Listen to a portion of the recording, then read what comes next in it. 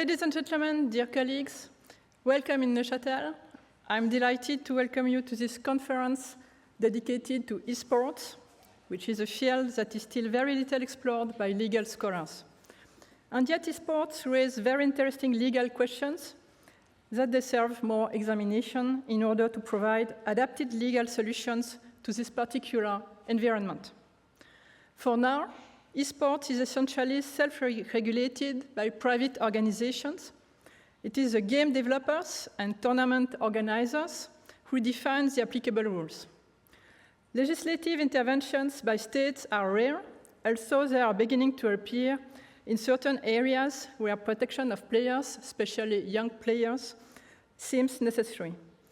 For example, the practice of loot boxes is beginning to be regulated by national legislators, for example, in Belgium and in the Netherlands.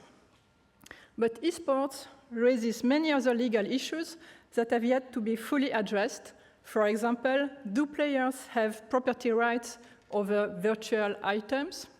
Or can players assert a right to digital integrity to protect their avatar? Those questions are for another day. Today, we will explore a particular aspect of eSports, dispute resolution. With the explosion of the eSports industry, which attracts millions of players and spectators around the world, the economic and societal stakes are huge. This exponential growth comes with a multiplication of disputes, whether they involve contractual conflicts, remuneration issues, player transfers, doping, or intellectual property issues related to licenses and copyright. These conflicts affect players, teams, game developers, tournament organizers, and even spectators. Resolving these disputes is crucial, not only to ensure justice and fairness among the different stakeholders, but also to maintain the trust of sponsors, investors, and fans in the integrity of eSports. Moreover, effective conflict management contributes to the professionalization and sustainability of the sector, allowing eSports to continue to develop in a healthy and lasting manner. I must say that it is still quite rare for eSports-related disputes to end up in court. A famous case is a class action lawsuit against Epic Games in Canadian courts concerning the purchases of loot boxes in Fortnite and Rocket League games. But this legal proceedings is the exception rather than the rule. The vast majority of disputes are resolved through alternative dispute resolution mechanisms set up by private organizations, such as the game developers and tournament organizers. This conference aims to identify the main challenges we face, exchange ideas, and propose innovative solutions for the effective and fair resolution of eSports disputes. The goal is also to strengthen collaborations between the different eSports stakeholders, including legal professionals, eSports professionals, and institutions offering alternative dispute resolution mechanisms. We are fortunate to have renowned experts among us. We will have several thematic sessions with presentations, followed by roundtable discussions, during which you are all invited to speak, to express your ideas, share your experiences, or ask questions. Those who are online can also participate through our moderator, Jamilia Kamalova. She is writing her PhD at the University Paris II Panthéon-Assas in the field of decentralized justice, and I would like to thank her for agreeing to take on this very important task. Thank you, Jamila. I draw your attention to the fact that this conference is being filmed, and the recordings will be available on YouTube in a few weeks. So if you don't wish to appear in these videos, please let me know. This conference is organized jointly by the LexTech Institute of the University of Neuchâtel, the Arbitration and Mediation Center of the World Intellectual Property Organization, and Kleros. And I would like to take this opportunity to introduce my two organizers that are here next to me. Leandro Toscano first. He's head of business development and digital content disputes at the Arbitration and Mediation Center of the WIPO. Leandro Toscano has extensive experience in alternative dispute resolution methods, such as mediation, arbitration, and expert determination. He is accustomed to exploring new dispute resolution models tailored to the digital environment, particularly, but not exclusively, in the field of intellectual property. And Federico Ast, he is the co-founder at Kleros, which is a decentralized justice system that uses blockchain and game theory for dispute resolution. The development of this online dispute resolution mechanism has led Federico to closely examine different ways of resolving disputes online, not only in the crypto economy, but also in e-commerce and more generally in all disputes related to small claims. I would like to thank Federico Ast and Leandro Toscano for their support in organizing this conference.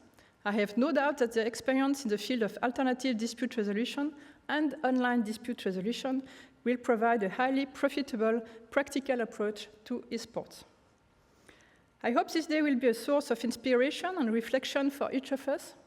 It's a real pleasure to welcome you here in Neuchâtel, and I hope that we are going to enjoy this day and better understand, at the end of the day, the challenges that are related to eSports dispute resolution. Thank you very much. Thank you.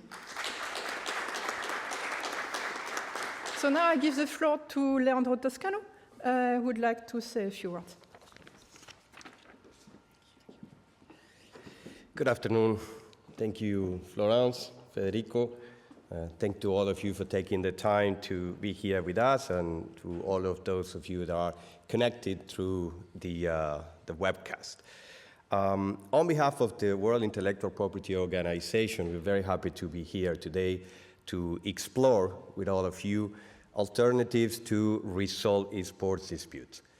What we are observing in the area of intellectual property is that all types of IP rights, like trademark, copyrights, patents, are included in the eSports environment. And we are seeing an increase in the creation, commercialization of these rights in this sphere. So, of course, with this, we are noticing an increase in the number of disputes that are related to the IP area. At WIPO, we're constantly trying to find ways to serve the different industries, and we have over 30 years of experience at the Arbitration and Mediation Center, so we have seen the advance of the internet back in the mid-90s, where we helped to develop a system to recover domain names. We have also seen an increase in the area of expert determination procedures, where there's a need for a specific solution in a time and cost-efficient way. And we believe that these areas are very much in line with what's happening in the eSport industry. We are not experts in eSports, so we are here also to learn from you. We would like to have today a day where we can exchange views. I believe that this is perhaps one of the first conferences, so this is a very innovative approach. Federico says the first one. So thank you very much for giving us the opportunity to sit together, to start discussing, exchanging views. So please feel free to ask questions, and our intention is to try to develop something to adapt the services that we provide to resolve disputes, so we can focus on the specific matters that are happening in the sports industry. And of course, this industry will continue to evolve, so we have to also be ready to be flexible and to find ways to provide solutions that are of use for all the players and all the actors in this industry. So with that, I will pass the floor to Federico to continue with this introduction, and I look forward to exchanging views with all of you later today. Thank you.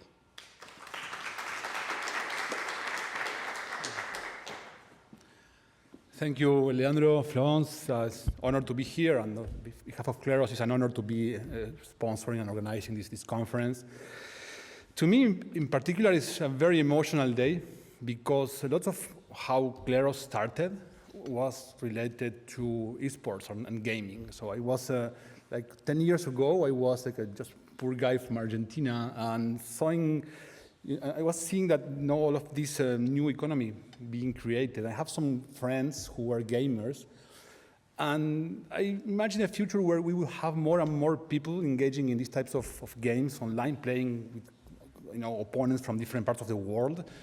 And I was already seeing, how are you going to do the justice system for this new emerging world and new emerging economy? That was 2014, 15. Imagine a guy, proposing, this solution for gaming. Looked like a crazy guy. So for me, that's why it's kind of very emotional to have this conference organized in this great setting. And I think that it's becoming the realization of some vision that happened at some point in the past.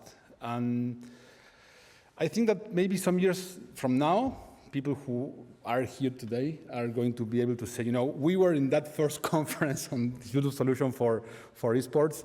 I think this could be a very important day. And the goal for me is to start creating a community of people who are interested in this type of things, this type of problems, and how to find a solution. And I can, already predict that, so this is the first conference ever on this beautiful solution for esports.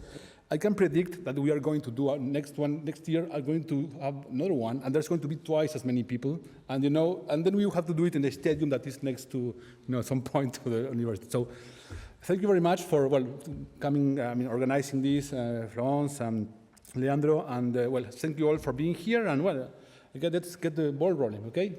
Well, thank you.